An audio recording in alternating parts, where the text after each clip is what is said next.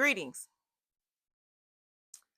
Have you ever had someone else's poor planning completely throw off your day or threaten to throw off your day?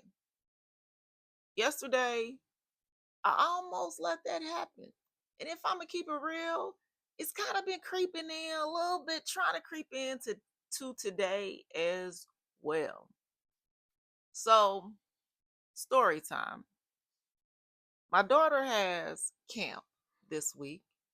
It's a STEM camp that she had an interview to get into. It's a very excellent opportunity. And me and her other parent have known about this since February. We knew the dates of it. I've sent all information to him when I got it. Um, yeah, we've known about this since February. So camp was this week. And the children, they went back to him last night. And the first day of camp was yesterday morning. So of course I took her yesterday, picked her up, and he's supposed to be taking her to and from camp the rest of this week because the children are with him.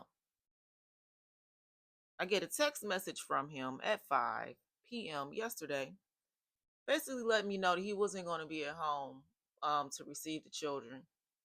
Um, that his mom would be there instead. Mind you, mom is visiting from Ghana. Mom does not have a driver's license for the US. And she doesn't know the area well, and nothing has been communicated to her about this camp. And mind you, he didn't communicate to me that he, wanted me to take her to camp. So I'm like, okay, so are you going to be able to take her to camp? Tomorrow. You saying you're not going to be home today when I drop them off, which again is something that was supposed to be, these things are supposed to be communicated to me ahead of time per court orders. But some people don't like to follow court orders for whatever reason. So, um, basically, yeah, he hadn't made any plans, and he wasn't going to make plans for her to get to camp today. Um, yeah, that she just would not go because he wouldn't be back until, he wouldn't be able to take her until Wednesday. And I'm like, yeah, this is a week long camp. It's a STEAM camp. She had to test, had to do an interview to get into it. It's a really good opportunity. And I don't know what he's off doing. My daughter tells me this morning that he's, his girlfriend's birthday is now or whatever. And I'm like, yeah, your girlfriend's birthday, I'm sorry, it's not more important than your daughter going to his camp that we known about since February. I don't care. In any event, I was really upset about this yesterday, and I almost let it throw me off my self care rituals. And in some ways, I did indulge just a little bit, And there's times where you get tired of being a responsible person, but I had to remember my my framework, the framework that I live my life by. It's the space framework. The S stands for simplify. The P stands for release imperfection.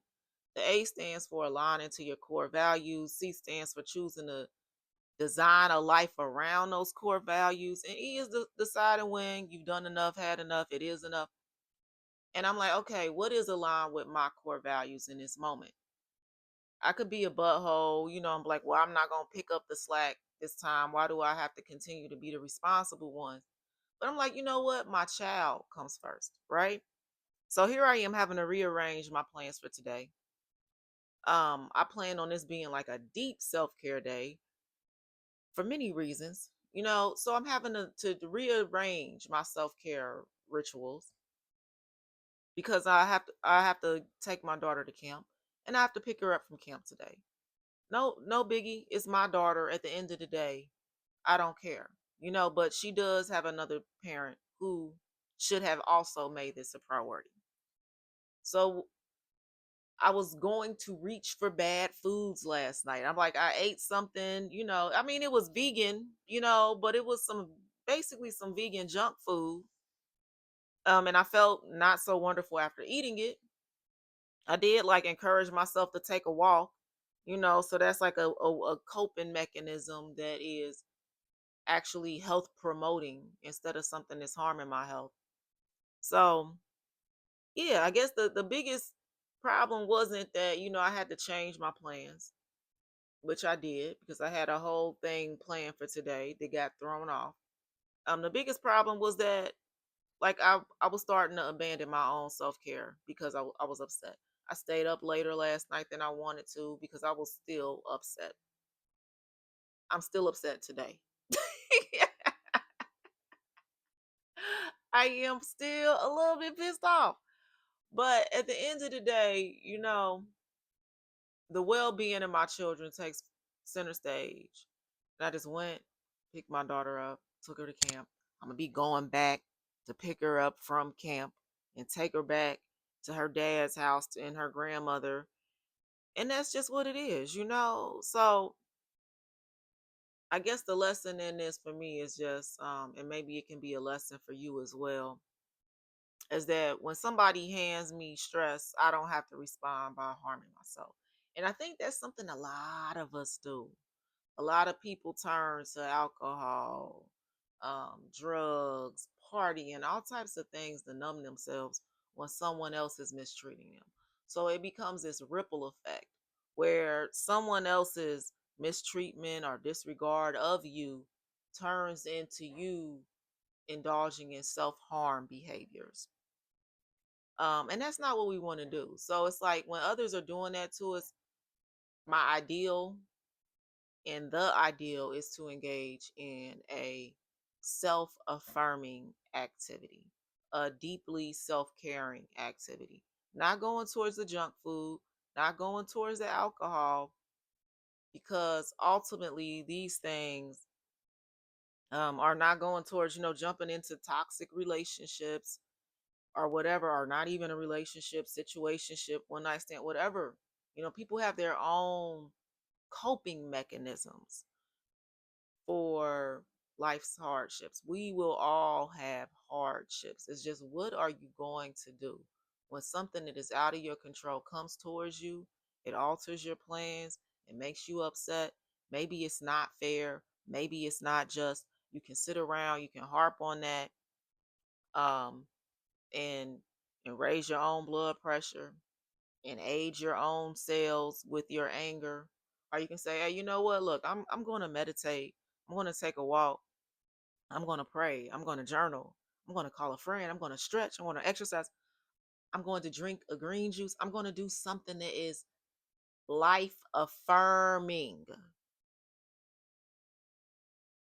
as a response to the behaviors that this other person or this system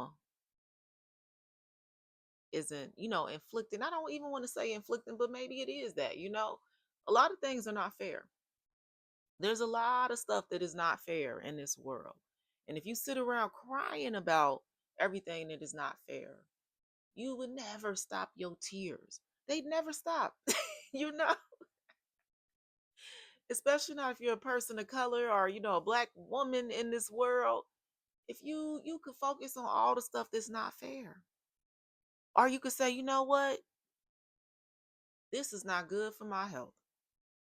I can see it, I can acknowledge it, but I have to shift my behaviors to what I can control. And I can control what I put in my mouth to some extent. I can choose healthier. I can choose to move my body. If my body moves, I will move it because that's good for my health. I will choose to take care of my children.